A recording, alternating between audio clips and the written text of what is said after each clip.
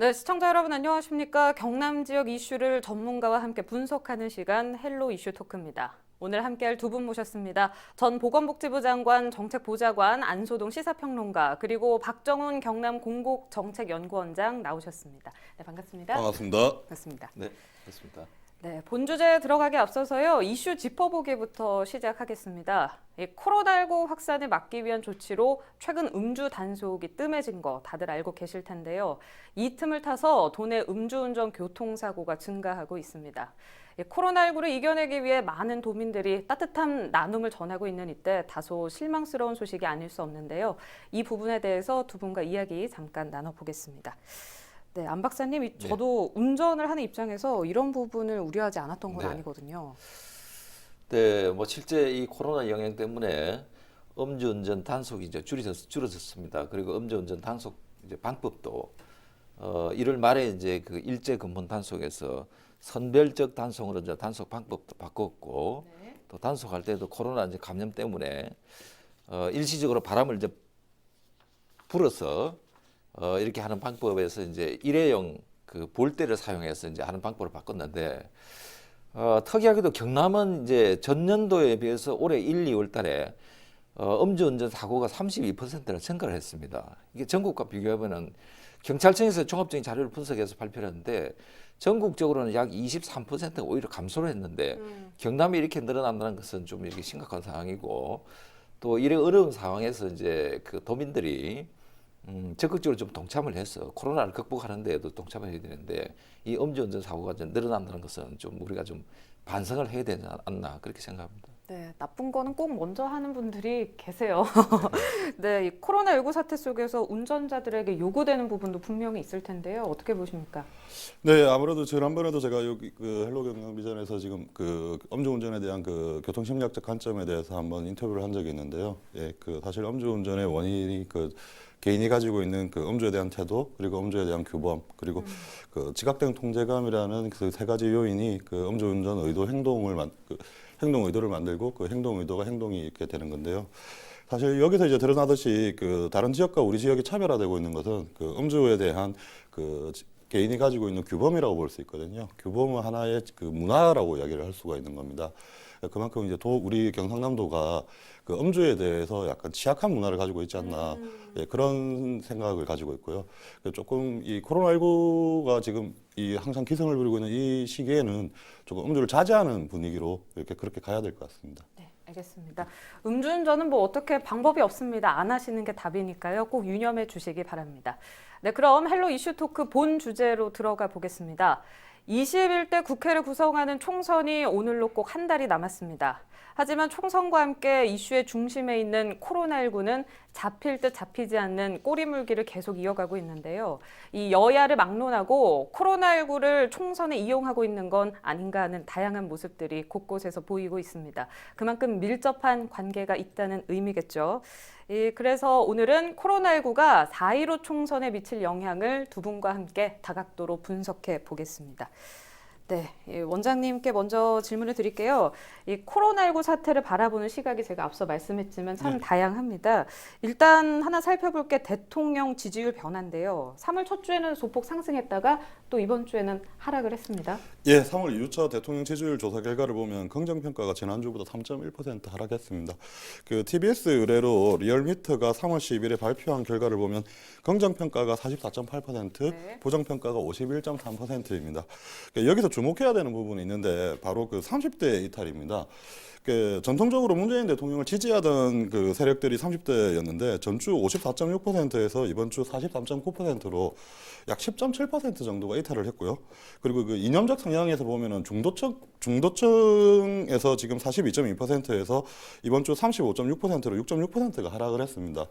저는 이 부정평가의 상승과 지지율 하락의 원인을 이번 코로나 그 사태에 대한 19 사태 대응에 대한 그 불만이 나타난 게 아닌가 조심스럽게 이렇게 추측을 하고 있고요. 네. 그 이게 구체적으로 말씀드리면 그 마스크 대란과 그 맞벌이 가정의 양육 문제가 불거진 상황에서 그 정부 대응에 대한 자화자찬이 여론조사에 대해 그 영향을 미치지 않았나 저는 그렇게 생각하고 있습니다. 네, 마스크 대리구매에 있어서도 몇 번의 이렇게 번복이 있었는데 그런 사례들 때문에 이게 정부에 대한 신뢰가 조금 떨어진 게 원인이 아닐까 싶기도 하거든요. 이 안 평론가께서는요, 이 전 보건복지부 장관 정책 네. 보좌관을 또 지내셨잖아요. 이번 이렇게 사태를 보면서 사실 전염병이 도는 메르스나 사스 사태를 보면 네. 정부에 대한 지지율이 하락했는데 네. 이번은 조금 다른 것 같습니다. 어떻게 네. 보고 계신가요? 제가 이제 복지부에 근무할 당시에 신종플루를 경험을 했는데요. 이 전염병은 이제 우리말로 창궐이라고 그러죠. 그리고 영어로 이제 팬데믹이라고 하는데 이미 이제 WHO에서 이제 팬데믹을 선언했지 않습니까? 세계적으로 이제 급속하게 대유행을 하고 있는데 네. 이게 이제 권력과 전염병과의 이 상관관계가 좀 있습니다. 이게 과거를 한번 돌아보면은 14세기에는 우리가 패스트 흑사병이죠. 몸이 이제 새카맣게 죽어가는 이 병이 이제 유럽에 도졌을 때는 약 2,500만 명이 그 사망을 했습니다.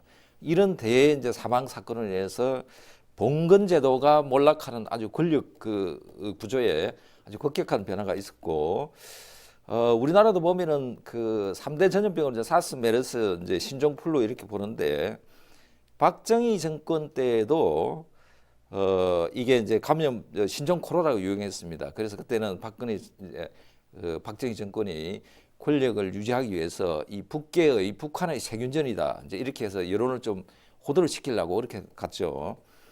노무현 정부 때는 2003년인데 이때 이제 사스가 유행했지 않습니까? 이때 이제 노무현 정부는 취임 초에 약 70% 중반대 아주 높은 지지율을 받았는데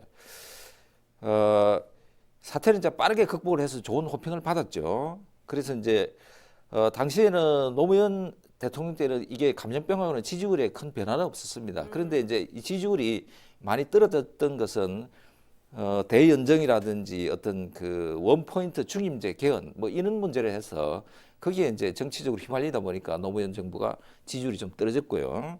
그다음에 이명박 정부가 이제 2009년도에서 2010년도에 신종플루가 발생했는데 여기에서 역시 이명박 정부도 이 감염병 처리하는 과정에서 정권이나 이제 정당에 그렇게 영향이 없었다고 볼 수가 있겠습니다. 근데 대체적으로 영향이 많았던 것은 2013년도에 이제 그 박근혜 정부 메르스 때 그 이 감염 경로라든지 정보를 이제 굉장히 이 제때 국민들한테 발표를 못해서 굉장히 곤욕을 치르지 않습니까? 그래서 박근혜 정부 때는 이 감염병 대처를 잘못해서 10% 이상 좀 이렇게 지지율이 떨어지는 그런 경우가 있었죠. 그래서 이제 이게 뭐 대체적으로 보면은 정권이나 정당에 영향을 미칠 때도 있고 미치지 않을 때가 있는데 방금 이제 우리 박정훈 원장님이 이 지지율을 이제 발표를 했는데 이번 사태는 이제 이번 정부가 이제 굉장히 경제적으로 어렵지 않습니까? 우리 국민들이 이제 경제 실정에다가 신종플루까지 이 코로나 19까지 겹치면서 마스크 대란까지 겹치고 여러 가지 이제 정부 대처가 미흡하다 보니까 특히 20대, 30대 여성들이 이탈이 좀 많은 것 같고 그래서 이제 이번에 조사에서 나왔습니다만 20대에서 가장 그 지지율을 이탈하는 원인이 뭐냐고 물으니까 우한 폐렴이다 이렇게 답변을 했습니다. 이게 답변이 약 70% 이상인지 우한 폐렴 때문에 이렇게 지지율이 떨어진다고 답변을 했을 정도로 이번에는 굉장히 총선에 좀 직접적으로 영향을 미치지 않을까 그렇게 판단합니다. 네, 우한 폐렴 그러니까 코로나19를 말씀해 주신 것 같은데요. 이렇게 코로나19로 국정 지지율이 계속 변동하는 걸 보면 이번 총선에서 여야에게 영향을 미칠 수밖에 없다 이렇게 보고 있습니다. 근데 이런 전반적인 분위기가 SNS에서 딱 민심을 볼 수 있지 않을까 싶은데요. 또 박 원장께서 SNS 활발하게 하시잖아요. 뭐 저는 사실 뭐 연구자의 한 사람으로서 SNS에서 그 일어나고 있는 여론을 크게 신뢰하지는 않습니다. 사실 두 가지 이유가 있는데요. 그 첫 번째 SNS 상의 여론은 사실 조작될 가능성이 있습니다. 그렇죠. 예, 그리고 인간은 자신과 비슷한 상향의 성향을 가진 사람들이 편하게 느끼게 됩니다. 그러다 보니까 정치적 성향이 비슷한 사람들과의 더 많은 관계를 맺을 수가 있거든요. 뭐 그러다 보니까 이제 SNS 상에서 그 확정 편향이 나타날 수 있다는 의미가 되거든요. 굳이 뭐 이제 뭐 그렇다 하더라도 굳이 뭐 제가 그 SNS 상에서 느낀 분위기를 말씀드린다면은 그 마스크 오브제에 대한 불만이 상당히 가중되고 있는 것 같습니다. 네. 예, 거기 생각보다 많은 문제가 지금 제기가 되고 있는데요. 저는 그런 경험은 없지만 사실 SNS 상에는 몇 시간씩 줄을 서서 약국에서 마스크를 구매를 하기 위해서 갔는데 구매를 하지 못했다라는 그런 불만도 나타나고요. 특히 미성년자의 마스크 구입에 대한 불만이 생각하지 못한 곳에서 지금 계속 일어나고 있거든요. 제 아들의 예를 한번 들어보겠습니다. 네. 제 아들이 07년생인데요. 이번에 초등학교를 졸업하고 중학생이 되기 전인데 아직 제 아들은 학생증이나 이런 것들이 신분증이 나오지 않는 상태입니다. 근데 이 녀석이 혼자서 지금 마스크를 구입할 수 있는 또 대상이 안 돼요. 네, 그러다 보니까 맞벌이 부부인 저나 제 엄마가 이제 따라가야 되는 상황인데, 그러네요. 네, 이런 불만들이 지금 여러 가지로 이제 생기고 있는 것들이죠. 네. 그래서 마스크 사려고 가족관계 증명서까지 떼야 되냐 이렇게 말씀하시는 분들도 네, 좀 있는 것 같습니다. 이제 아무래도 이게 사실상 이 맞벌이 부부에게는 자녀의 마스크를 구입할 수 있는 기회를 박탈하고 있는 게 아닌가. 저는 이게 바로 차별이 아닌가. 저는 그렇게 생각하고 있습니다. 네, 두 분 다 이렇게 이야기를 하시면서 마스크 관련된 이야기를 조금 쭉 나눠 보셨는데요. 잠깐 주제를 조금 바꿔보겠습니다. 이 김경수 지사가 재난 기본소득을 제안했는데 이게 총선 전략용으로 쓸 수도 있다 이런 분위기가 되면서 이제 논란이 가열되고 있거든요. 각 당이 어떻게 총선에 좀 활용할 거라고 보고 계신가요? 김경수 지사는 이제 이번에 총선에 나서지 않기 때문에 본인과 이제 직접적으로 연관이 없지만은 이제 이것을 이제 듣고 각 당에서는 지금 셈법이 이제 아주 복잡합니다. 네. 청와대에서는 이런 주장에 대해서 검토를 하고 있지 않다 이렇게 선을 그었지만은 취지는 아주 공감을 했습니다. 그리고 기재부는 역시 우리 국가 예산을 담당하는 기재부는 동의하기가 어렵다 이런 원론적인 답변을 내놨고요.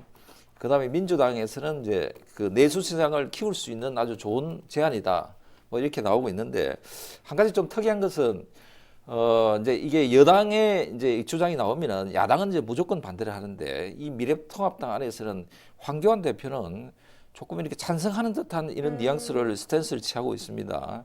그리고 이제 원내대표는 좀 반대를 하고 야당에서도 좀 이견이 있는 걸 보면은 이만큼 이제 지금 사태를 볼 때는 국민들에게 이제 특별한 재난 지원에 대해서 지원은 있어야 된다 하는 것은 원론적으로 공감을 하고요. 어쨌든 당에서는 총선이 이제 한 달 앞으로 다가왔지 않습니까? 그래서 이것을 예전 같았으면은 포퓰리즘이다, 퍼주기다 이런 게 적극적으로 나오지만은 지금 이제 이런 것도 야당에서 이제 용어를 굉장히 자제하고 섣불리 말하기가 그렇죠. 힘들죠. 네. 이게 조심을 하고 있는 상황이기 때문에 특히 대구 지역으로 중심으로는 이보다 더한 과한 지원도 있어야 된다. 이렇게 이제 야당에서도 그런 이제 지원을 하고 있고 여당의 대구 지역을 중심으로 한 여당의 국회의원들도 굉장히 과한 지원을 좀 필요로 한다 이렇게 하고 있지만은 저는 이게 정치적으로 여러 가지 이제 셈법을 하고 있겠지만은 이런 이제 재난 어떤 지원금도 중요하지만은 이것보다도 좀 언론에서 우리가 핀셋 지원이라고 나오지 않습니까? 근로장려금 지원이라든지 그다음에 실업급여를 우리가 한 9개월까지는 좀 연장을 한다든지 그다음에 이제 기본소득 이제 우리가 좀 차츰 논의를 해야 되지만은 거기서 근로세제 장려금이라든지 이런 그다음 소상공인에는 지금 대출을 하러 가면은 이게 대출 절차를 밟는데 서류가 복잡하고 2달이 걸립니다. 그래서 이런 것부터 좀 줄여나가는 현실적으로 할 수 있는 방법부터 저는 먼저 좀 국민적인 좀 뜻을 모아 나갔으면 좋겠다고 판단합니다. 네, 이게 좀 보여주기 식으로 네네. 끝나는 게 조금 아쉽다 이런 말씀이셨던 것 같은데 반면에 박 원장님께서는 이 부분에 대해서 SNS에 좀 부정적인 입장을 내보이셨습니다. 예, 저는 먼저 부정적인 입장을 SNS상에서 공개적으로 이제 발표를 했는데요. 일단 저는 기본소득에 대해서는 꼭 부정적이지는 않습니다. 시대가 변했고 그리고 근로의 개념이 전통적 방식에서 좀 더 확장이 되어가고 있고 그리고 무엇보다도 AI의 도입으로 무인화가 이제 커져가고 있는 시대적 배경에서 어쩌면 기본소득은 필요하다고도 이야기를 할 수가 있거든요.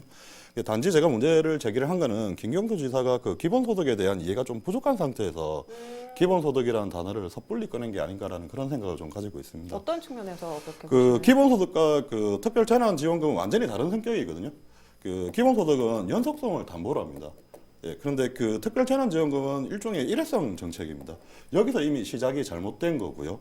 그리고 기본소득 지급 논리에 대해서 내수시장 활성화를 목적으로 말씀을 하셨는데 사실 내수시장 활성화를 다른 말로 프리세일을 해보면은 그 소득을 늘려서 소비를 늘리겠다라는 이야기거든요. 이게 뭐냐면 지난 문재인 정권에서 주장한 소득주도 경제 성장 정책의 기본 기조이거든요. 그 사실 뭐 이 포장지만 바꾼 소득주도 성장 경제 정책과 다를 바가 없는 주장을 지금 하신 건데 여러 경제학자들의 주장이나 현 경제 상태를 근거로 봤을 때 그 뭐 소득주도 경제 성장의 성장은 이미 실패한 정책이라고 할 수가 있는데 이런 논리를 내세우는 게 뭐 사실 뭐 국민을 기만하는 행위라고 저는 생각을 하고 있고요. 네. 예, 그리고 뭐 굳이 이 재난특별지원금에 대해서 조금 더 이야기를 하자면은 아까 앞에 안 평론가님께서 말씀하셨지만은 저는 관이 시장에 개입을 할 때는 단호하고 확실하게 개입해야 된다고 저는 그렇게 생각합니다. 아예 그 대구 경북 지역을 타깃으로 해서 정확하게 그 한 번에 쏟아부어야 된다고 저는 그렇게 생각을 하고 있거든요. 예, 그런 맥락에서 볼 때 그 우리 전체 국민에 대한 그 51조 원에 관한 그 거의 뭐 돈을 퍼주기 형태로 나간다는 건 그 미래 아이들에 대한 부채를 우리가 지금 동의받지 않고 사용하는 거다. 저는 그렇게 생각하고 있습니다. 네, 이 기본소득과 재난기본소득 그러니까 특별재난지원금을 확실하게 이해하고 딱 필요한 네, 그렇죠. 곳만 분배를 해야 된다. 네. 이렇게 말씀해 주셨습니다. 또 이슈 끄는 코로나19 총선 그 활용법 중에 하나가요. 서부 경남 공공의료기관 설립입니다. 요거를 이제 어떻게 여야가 활용할 거냐. 네. 안평론가 의견 좀 들어볼까요? 이게 경남에 이제 가장 또 뜨거운 이슈 중에 하나가 이제 서부 공공의료인데요. 이게 이제 홍준표 지사 당시에 이제 그 폐지를 시키지 네. 않습니까? 진주의료원. 진주의료원이죠. 그래서 이게 이제 코로나19가 터지다 보니까 이게 다시 이제 부각이 됐죠. 그런데 이제 이 부각된 이유가 경남의 공공의료 그 병상이 전국의 최하입니다. 이게 299개인데 이게 1병실당 인구수가 이제 11,000명, 1,200명 정도인데 이게 전국에서 최하위고요. 그다음에 우리가 이제 통영이나 거창의 적십자 병원이 있습니다. 이게 이제 정부에서 공공의료 거점병원을 지원을 해도 전국의 그 공공병상에 우리가 들어갈 수 있는 그 인구수를 계산하면은 약 6,600명 정도로 이것도 이제 굉장히 최하위로 떨어지고 있는데 그래서 이번 기회를 통해서 공공의료가 중요하다는 우리가 새로운 인식을 가지게 됐지 않습니까? 그래서 이제 이번 사태를 통해서 서부 지역의 그 공공의료를 확충할 수 있는 좀 이런 것을 한번 좀 되돌아보는 계기가 삼아야 된다. 저는 그렇게 판단합니다. 네, 알겠습니다.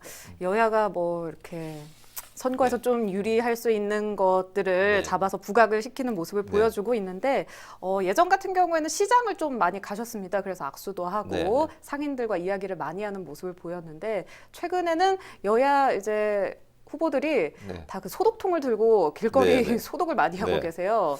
이게 좀 보여주기식 아니냐 네. 이런 목소리들 많거든요. 이제 뭐 그런 비판도 있을 수가 있지만은 총선이 이제 한 달 앞으로 다가왔는데 후보들은 아주 절박한 심정이죠. 네. 이제 대면 접촉을 못 하니까 이제 그런 방법을 쓰는데 사실은 전문가들이 우리가 이제 그 어떤 이 표면이나 이런 데는 이제 바이러스가 이제 정식을 할 수가 있겠지만 길거리나 이런 데는 바이러스가 정식을 할 수 없답니다. 공기 중에 노출이 되면은 몇 시간이 2시간이 지나면 3일이 된다고 하는데 그래서 이제 정치인들이 이 방역 이 소독통을 울러매고 이제 전부 이제 거의 전국적으로 후보들이 안 한 후보들이 없죠. 그래서 길게는 뭐 20일 가까이 그 방역통을 메고 이제 소독을 했다는 이런 후보들도 있는데 저는 이런 좀 보여주식 이런 것보다는 차라리 어느 후보가 좀 나서서 좀 아무 의미 없는 우리 소독은 자제를 하고 실질적으로 국민들에게 도움을 줄 수 있는 뭐 이런 쪽에서 방역 활동이나 봉사 활동을 하자 이렇게 좀 제의하는 주 후보가 나왔으면 좋겠습니다.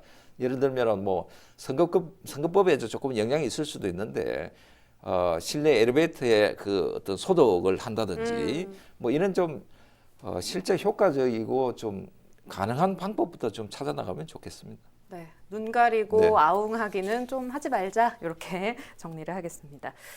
네, 오늘은 안소동 시사평론가와 그리고 박정훈 경남 공공정책연구원장과 함께 코로나19가 이번 총선에 미칠 영향 분석해 봤습니다. 이런 말이 있습니다. 세상에서 가장 위험한 사람은 책을 한 권도 읽지 않은 사람이 아니라 한 권의 책만 읽은 사람이다. 경남도민의 현명한 선택을 위해서 정당 각각의 목소리를 들으며 총선을 준비하는 시간 가져보시기 바랍니다. 오늘 헬로 이슈 토크 여기서 마칩니다. 유튜브 헬로TV 경남 통해서도 다시 보실 수 있습니다. 시청해주신 여러분 고맙습니다.